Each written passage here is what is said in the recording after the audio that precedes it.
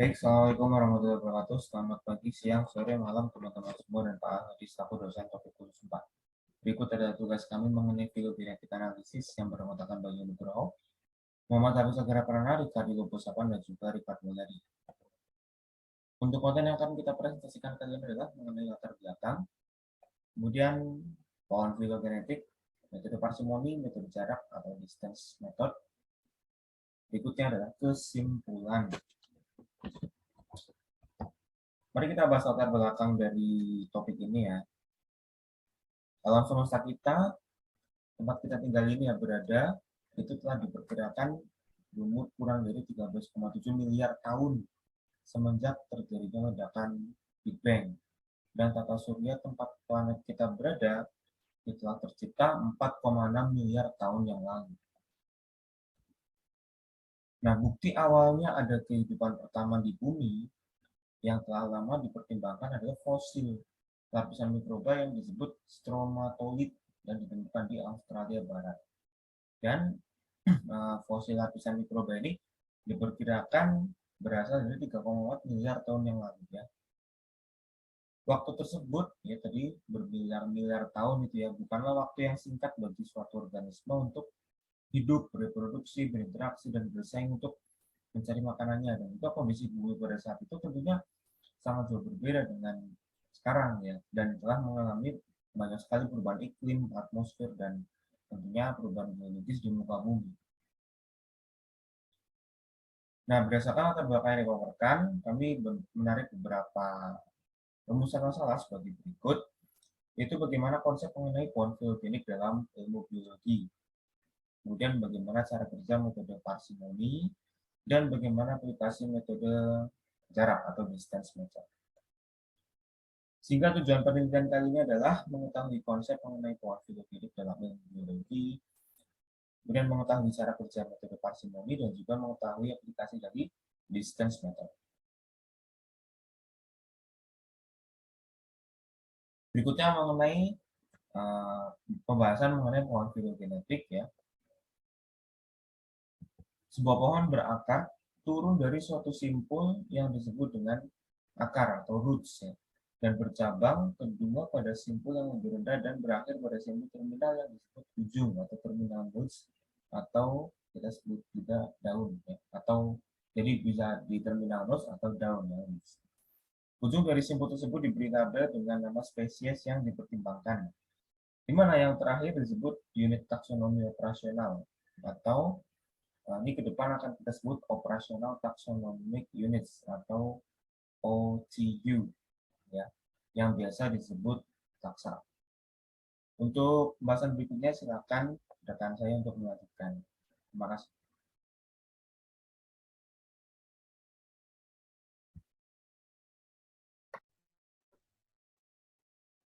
Selanjutnya saya akan menjelaskan tentang uh, yang selanjutnya tentang pohon filogenetik.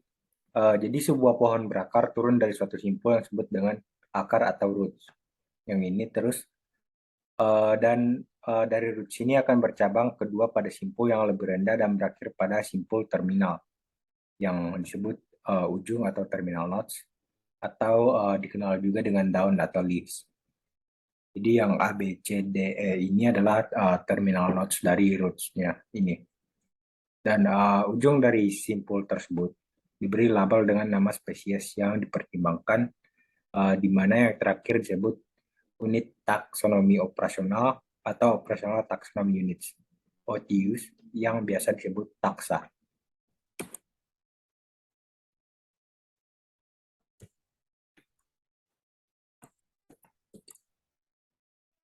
Simpul yang berada di internal dalam pohon tersebut mewakili nenek moyang untuk beberapa kelompok dari suatu OTU. Jika dicabut akar dari pohon tersebut dan menggabungkan dua cabang pada turunannya dari akar tersebut dan dijadikan satu cabang, maka akan diperoleh pohon yang tidak berakar, seperti contoh yang pohon filogenetik yang ketiga ini. Namun pada pohon tersebut tidak dapat menjelaskan arah dari evolusi dan hanya menjelaskan hubungan evolusioner antara OTU.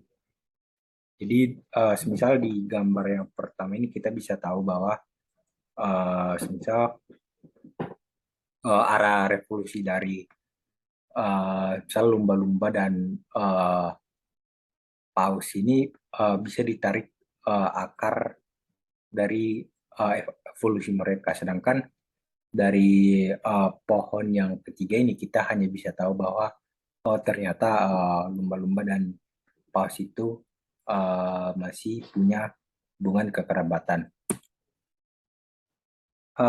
Dan berdasarkan Pak Ishak ini, dia membangun suatu proses untuk membangun pohon ini sehingga dalam beberapa hal optimal untuk sekumpulan OTU tertentu yang disebut dan proses ini biasa disebut sebagai rekonstruksi filogenetik atau phylogenetic reconstruction dengan langkah-langkah sebagai berikut. Jadi kita ambil contoh di samping, semisal ada babi, kuda, paus, dan lumba-lumba dengan sequence seperti di slide. Kemudian kita akan mensejajarkan sekuen ini sesuai dengan sekuen yang memiliki kesamaan. Misal G dalam satu kolom dari atas, T, kemudian G lagi. Nah, berdasarkan hal tersebut, kita bisa mengambil kesimpulan, misal untuk babi itu GTG, kemudian kuda GTG, dan paus dan lumba-lumba itu GTC. Jadi pertama kita sejajarkan, terus kita isi gap yang semisal kurang, karena di sini yang sekuen paling panjang itu babi ada 6, sehingga yang lain harus mengikuti, dan di antara misal yang ada yang bagian yang kurang itu kita isi dengan gap tanda hubung seperti ini. Nah, dari hal ini kita bisa mengambil kesimpulan untuk membangun suatu pohon filogenetik seperti di samping. Seperti dolphin dan whale, paus dan lumba-lumba itu kan GTC, oleh karena itu kita hubungkan.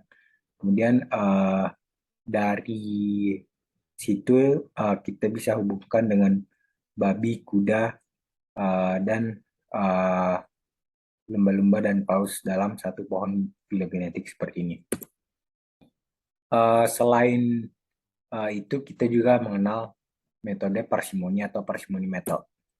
Nah, metode ini mencoba membangun dan merekonstruksi urutan dari leluhur di ujung akar dan simpul internal pada pohon. Dengan penggunaan metode ini, total biaya atau cost dihitung untuk setiap pohon topologi berakar dan akan diperoleh topologi optimal yang merupakan pohon topologi yang memiliki total biaya terkecil atau minimum. Sehingga biasanya topologi ini disebut sebagai topologi pelit atau parsimonious topologis. Itulah sebabnya metode ini dinamakan metode parsimoni. Metode ini merupakan pendekatan yang didasarkan pada urutan rantai selalu berkembang dalam cara yang paling ekonomis pada masa evolusi. Jadi biaya dalam metode parsimoni ini adalah jumlah dari semua biaya di setiap cabang, di mana biaya cabang yang menggunakan 2 node adalah jumlah minimal substitusi yang diperlukan untuk berpindah dari satu node ke node yang lain. Sehingga biaya topologi adalah biaya minimal atas semua pemasangan urutan tersebut. Jadi langkahnya hampir mirip dengan shortest path. Jadi di antara 2 node itu kita pilih suatu cost yang paling minimal. Sebagai contoh, key adalah himpunan 3 angka dari huruf A, B, C. Dan misalkan diberi urutan rantai yang telah disejarkan dan dihilangkan celah dari setiap urutan rantai tersebut. yaitu misal X1 AAB, kemudian X2 ACB, dan X3 CCB. Sehingga dari ketiga sequence tersebut terdapat 5 kemungkinan seperti pada gambar. Nah, salah satu algoritma yang dapat digunakan untuk mencari untuk perhitungan biaya dari topologi ini adalah algoritma sederhana Fitch atau Simple Fitch Algorithm. Dan misal jika NOTU sangat besar, maka dapat digunakan bantuan komputasi yang sangat besar. Jadi itu untuk metode parsimoni, itu dengan mencari jumlah kos paling minimal dari suatu pohon filogenetik. Kemudian selain metode parsimoni untuk rekonstruksi pohon filogenetik, kita juga mengenal metode jarak. Nah, metode jarak ini adalah metode untuk merekonstruksi pohon filogenetik, baik itu yang berakar maupun tidak berakar dari satu set pasangan jarak antara urutan rantai pada satu rantai tetap yang telah direduksi. Di sini tidak dijelaskan bagaimana jarak tersebut diperoleh dan diasumsikan bahwa itu telah diberikan. Sebelum kita masuk lebih jauh ke metode jarak, pertama-tama kita lihat definisi satu terlebih dahulu. Misalkan M bagus merupakan suatu himpunan, dan misalkan D ini adalah suatu fungsi yang memetakan ruang dimensi M kali M ke suatu bilangan real, dapat dikatakan bahwa D ini merupakan suatu fungsi jarak atau distance function pada M bagus jika berlaku hal-hal berikut. Yang pertama, jika kita ambil sembarang elemen, dua buah elemen sembarang pada M yang tidak sama, maka nilainya adalah lebih besar dari 0. Tetapi jika kita mengambil elemen yang sama, atau elemen tunggal, itu nilainya adalah 0. Nah, fungsi D ini tidak tergantung pada urutan, yaitu DUV sama dengan DVU.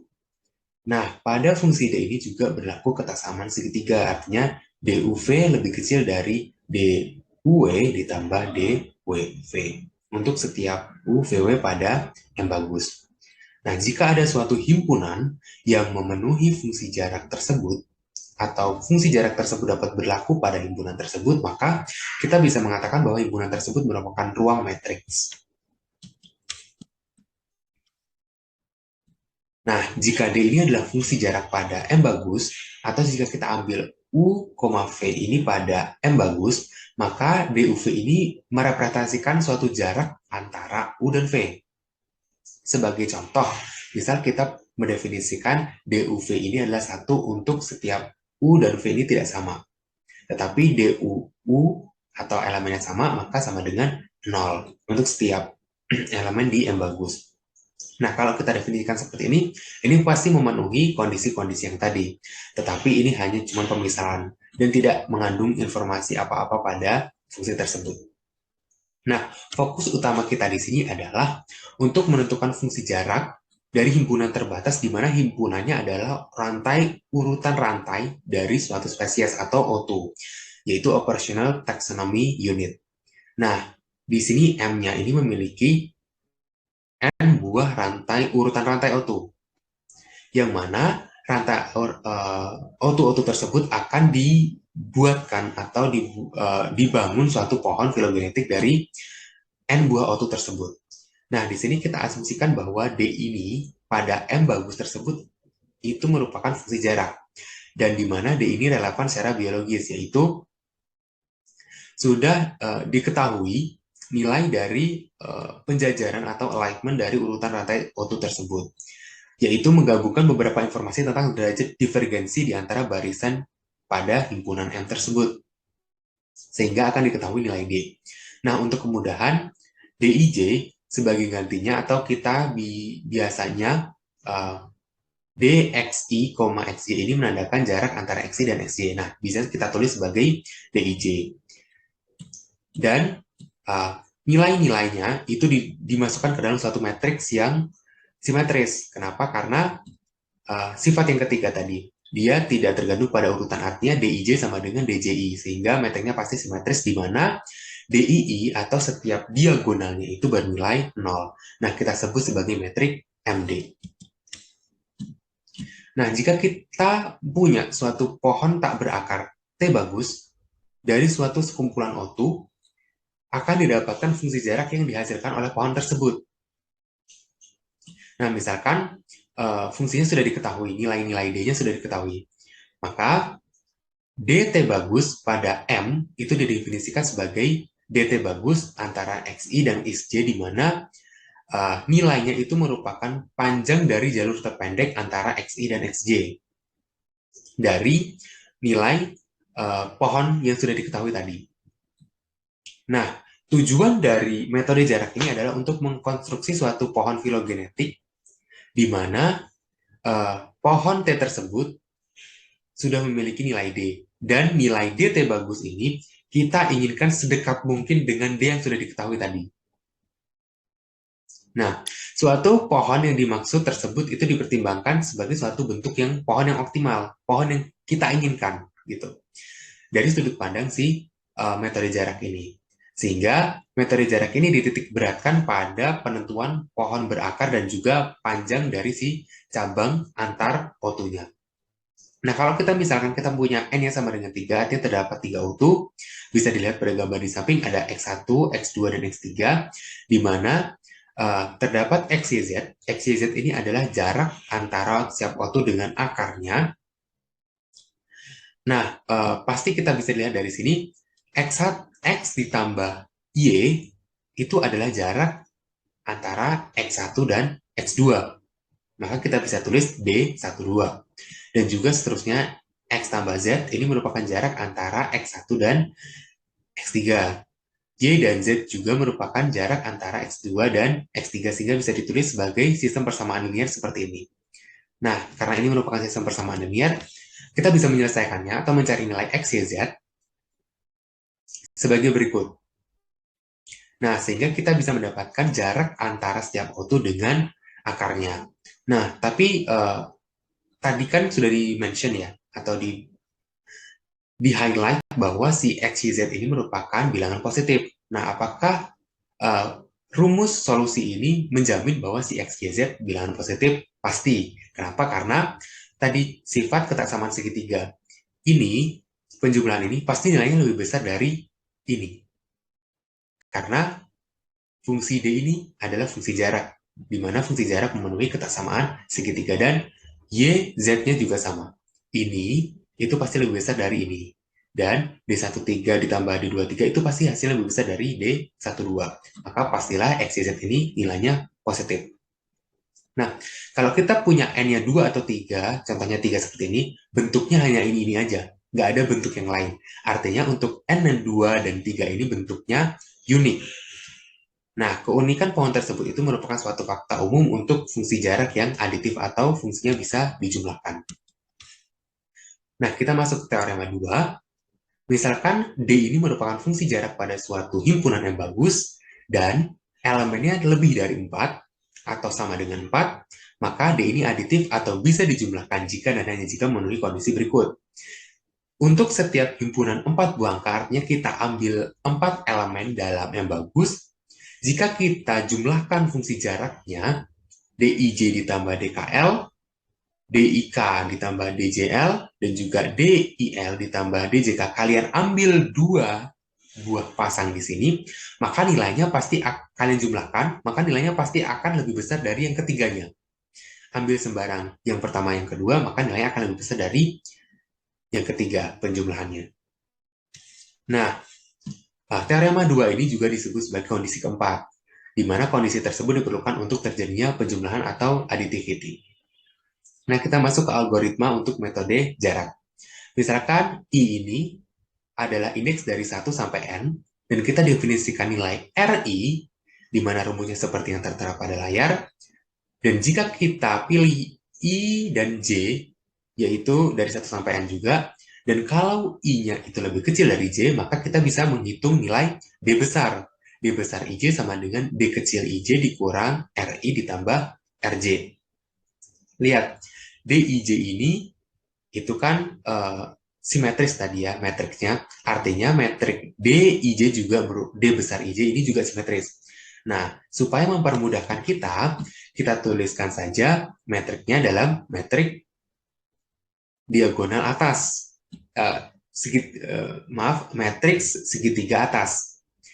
Nah, kalau kita pilih IJ sembarang, nah, pilih DIJ ini nilainya yang paling minimal pada matriks D besar. D besar ini adalah matriks segitiga atas. Nah, kalau sudah ketemu yang mana yang paling minimal, maka nilainya itu kita lebur. XI dan XY ini itu kita lebur menjadi satu, yaitu kita tambahkan suatu O2 baru XN plus 1. Nah, O2 XN plus 1 ini merepresentasikan node internal. Artinya node ini, simpul ini menghubungkan antara XI dan XJ. Nah, tadi kita bisa menentukan jarak antara si O2 yang baru ini dengan O2 XI dan XJ, di mana rumusnya tertera pada layar, di mana yang pertama ini adalah jarak untuk O2 XN plus 1 dan juga O2 XI. Yang kedua ini jarak antara O2 XN plus 1 dan O2 XJ. Nah, untuk O2 selain XI dan XJ, maka kita bisa mendefinisikan jaraknya itu adalah sebagai berikut. DXN plus 1 dengan M, M-nya ini bukan merupakan IJ, karena yang IJ tadi di atas, maka jaraknya adalah seperti ini. Sehingga, kalau kita buat matriks kembali, kita akan mempunyai koleksi N plus 1 O2 pada himpunan M bagus yang baru. Dan kita ulang proses tersebut. Proses tersebut untuk menentukan D ini juga, R-nya juga ditentukan lagi. Nah, kita ulang lagi proses ini sampai kita tersisa O2-nya adalah 3 pada himpunan M bagus. Karena M3, karena kalau O2-nya 3 ini kan unik, maka bentuknya sudah yang paling sederhana. Nah, karena tadi O2-nya ada banyak, maka kita bisa trace back atau kita menelusuri kembali ke belakang tadi prosedur yang kita lakukan untuk membangun pohon filogenetik yang kita maksud. Baik, selanjutnya adalah penjelasan menggunakan software, yaitu pohon filogenetik menggunakan R. Jadi yang pertama, terdapat beberapa software dan tools yang dapat digunakan untuk mempermudah analisis filogenetik. Software yang dipakai adalah R dan Bioconductor. R adalah program komputasi statistika dan grafis yang dikenal sebagai salah satu software analisis data dan data science. Program R ini awalnya dibuat untuk komputasi statistika dan grafis, namun pada akhirnya R ini berkembang dan terdapat beberapa fitur, yaitu update report menggunakan R Markdown, membuat aplikasi web interaktif atau dashboard PK, dan kemampuan analisis ini akan terus berkembang. Untuk mencari pohon filogenetik menggunakan R, pertama kita perlu untuk menganalisis data sequence. Data sequence ini dapat kita unduh salah satunya melalui National Center for Biotechnology NCBI dan membuat pohon filogenetiknya dari data hasil unduhan tersebut. Data-data ini akan diolah menggunakan R. Kami menggunakan data sequence nukleotida dari NCBI dan membuat variabel yang berisi acquisition number.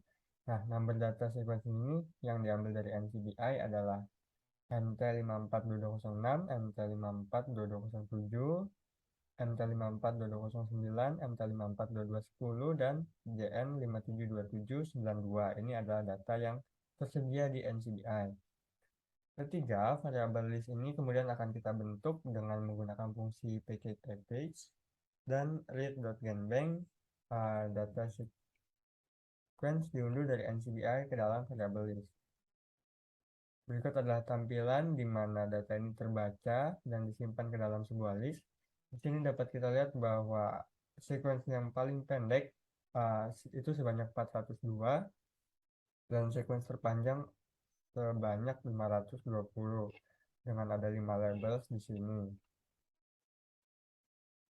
Kemudian kita perlu untuk mengambil apa yang perlu dijadikan variabel pohon filogenetik. Di sini kita mengambil informasi persamaan berdasarkan nama spesies dan FCC number. Nah, informasi tadi ini akan menjadi files dengan format FASTA. Kita ubah itu menggunakan write.dna dan kita bisa membacanya menggunakan read.fasta dan fungsi read DNA string set sebagai berikut. Nah, setelah sequence tadi ditampilkan, kedua sequence ini akan disejajarkan nih dengan align sequence dan file ini akan disimpan dalam format FASTA dengan fungsi write text string set. Di sini dapat kita lihat bahwa ada 5 string yang disejajarkan, 5 string yang disejajarkan dari string 1 sampai string 5. Dengan warna nukleotidanya juga berbeda-beda. Di sini yang A untuk merah, yang biru untuk G, yang hijau C, dan yang orange untuk T-timin. Kemudian, setelah disejajarkan, kita bisa membuat pohon filogenetik, salah satunya dengan model TM93. Yang ini akan mencari nilai percabangan pohon terbaik menggunakan boot.phylor. Hasilnya ditampilkan sebagai berikut. Nah, dengan package Gigetry, tampilan yang tadi kita dapat dipindah menjadi sebagai berikut. Di sini warna hijau untuk nukleotida A, warna biru untuk C, warna ungu untuk G, dan warna merah untuk T.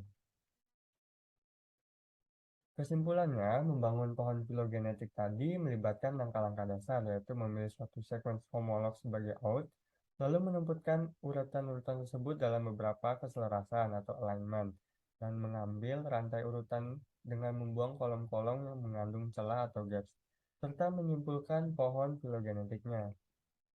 Metode parsimoni digunakan pada kasus menggunakan topologi pohon berakar, tanpa memperhatikan panjang cabang dari pohon tersebut. Metode ini didasarkan pada urutan rantai yang selalu berkembang dalam cara yang paling ekonomis pada masa evolusi, dalam artian bahwa total biaya diminimalkan. Perhitungan biaya ini tetap dapat dilakukan dengan algoritma sederhana Fitts atau Simply Fitts algorithm. Kemudian ada metode jarak yang merekonstruksi pohon, baik itu pohon berakar ataupun pohon tidak berakar, dari satu set pasangan jarak antara urutan-urutan rantai pada suatu rantai tetap yang telah direduksi. Salah satu prosedur dalam menentukan jarak atau mungkin substitusi dikenal dengan pseudo distance. Baik, sekiranya sekian dari kelompok kami, lebih dan kurangnya mohon maaf. Terima kasih telah mendengarkan.